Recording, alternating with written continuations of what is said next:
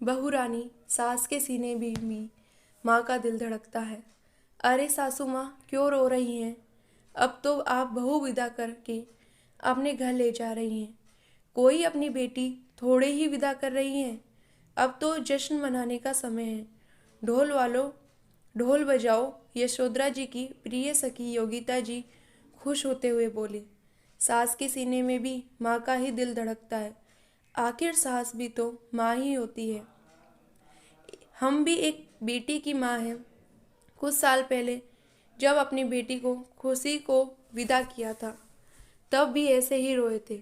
आज किसी और की बेटी को अपने घर की बहू बनाकर ले जा रहे हैं तो अपनी बहू की माँ और उसका दर्द समझकर रो रहे हैं।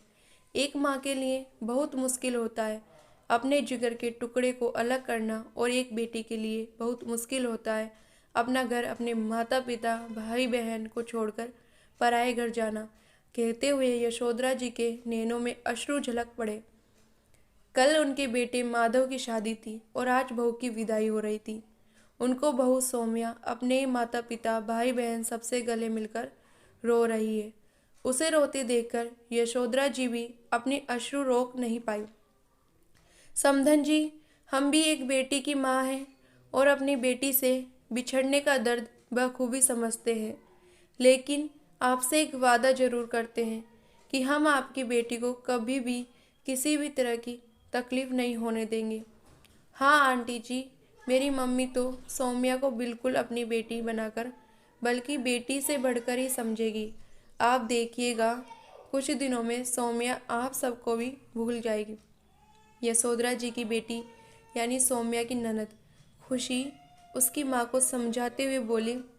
उस समय उसकी आंखों में आंसू थे। उसे भी अपने विदाई के क्षण याद आ रहे थे। नाना बेटा, ऐसा मत कहो कि बेटी अपने मायके और मायके से जुड़े रिश्तों भूल जाएगी। फिर यशोधरा जी अपनी बहू सौम्या की तरफ घूमकर बोली, कोई कितना भी प्यार अपनापन दे दे, लेकिन कोई भी लड़की अपने जन्म से जुड़े रिश्ते, अपना मायका कभी नहीं भूल पाती। वो तो बस ससुराल वालों की पति की मर्जी के सामने अपनी इच्छाओं का गला घोंटती रहती है, क्योंकि ज़्यादातर यही होता है। आया है ससुराल जाकर मायके रिश्तों की तिलांजलि दे दो। भूल जाओ अपने जन्मदाता को, भूल जाओ अपने भाई बहनों को जिनके संग पूरा बचपन बीता। भूल जाओ वो मायके की गलियां, सब कुछ भूल कर बस ससुराल की हो जाओ। लेकिन हम कभी भी तुम्हें मायके आने जाने से नहीं रोकेंगे। तुम भी जाना चाहोगी या जा सकती हो, वहाँ की कोई भी जिम्मेदारी निभाने से नहीं रोकेंगे। जो हमने झेला वो अपनी बहू को कभी नहीं सहने देंगे। उसका दर्द हमेशा समझेंगे। आखिर हम भी तो एक बेटी की माँ हैं।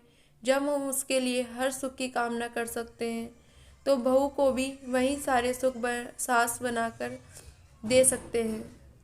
हम तुम्हें ससुराल के बंधनों में कभी नहीं बांधेंगे। तुम अपने ससुराल के रिश्तों के साथ मायके के रिश्ते भी दिल से निभा सको। कहते हुए यशोधरा फकफका कर रोने लगी और अपनी बेटी खुशी और बहू सौम्या को अपने आंचल में समेट लिया। सौम्या इतनी समझदार और ममतामयी सासू माँ को पाकर निहालती। वो भी उनके गले लगकर बोली, माँ, हम दोनों मिलकर एक दूसरे की इच्छाओं का, एक दूसरे की खुशियों का ध्यान रखेंगे, आपस में हर सुख दुख बांटेंगे। आखिर सास भी तो माँ जैसी नहीं, माँ ही होती है। हाँ बेटा, बिल्कुल ऐसा ही होगा। और बिटिया रानी समझ गई कि उसकी माँ ने जीवन पर्यंत जो कुछ सहा है वो अपनी बहू को वो सब कभी सहने नहीं देगी। माँ को हमेशा अपनी खुशियों का, अपने मायके से जुड़े रिश्तों का बलिदान करते हुए देखा। यहाँ कभी किसी ने नहीं समझा, बल्कि उन्होंने जितना सहा लोगों ने उनसे उतना ही सहन करवाया। किसी ने कभी उनकी खुशियों के बारे में नहीं सोचा। चलो अब सासू बहू मिलकर एक दूसरे की खुशियों के बारे में सोचेंगी।